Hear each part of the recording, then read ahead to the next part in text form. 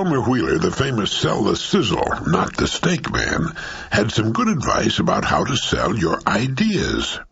Have you ever approached your boss with a red-hot idea for increasing efficiency only to have him become resentful instead of enthusiastic? Have you ever offered your wife or husband or the neighbors so-called good advice? If you have, you know what I mean when I say that people resent having other people's ideas forced on them. When someone approaches us with a new idea, our instinctive reaction is to put up a defense against it. We feel that we must protect our individuality and the status quo, and most of us are egotistical enough to think that our ideas are better than someone else's. There are 3 tested rules for putting your ideas across to other people so as to arouse their enthusiasm. And here they are.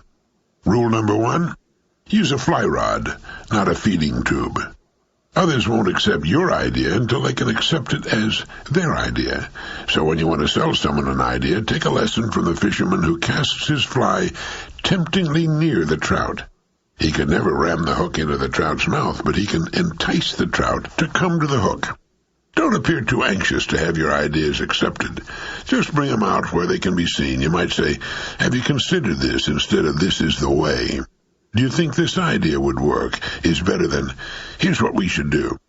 Let the other person sell himself on your idea, then he'll stay sold. Rule number 2, let the other person argue your case for you. He instinctively feels called upon to raise some objection to save his face. Give him a chance to disagree with you by presenting your own objections. The way to convince another, said wise old Ben Franklin, is to state your case moderately and accurately.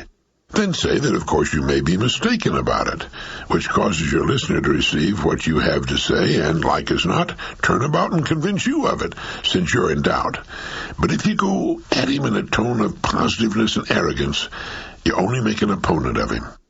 Abraham Lincoln used the same technique in selling his ideas to a jury when he was an attorney. He argued both sides of the case, but there was always the subtle suggestion that his side was the logical one. An opposing lawyer said of him, "He made a better statement of my case to the jury than I could have made myself." Rule number 3, ask, don't tell. Patrick Henry, another famous idea salesman, knew how to do this.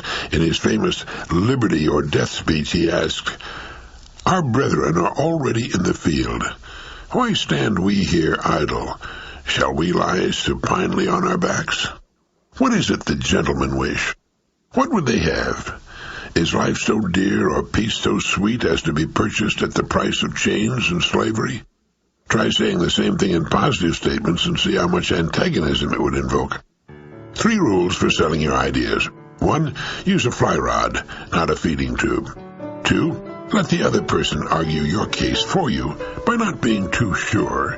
And 3, ask, don't tell. It's very good advice, I think. Don't you?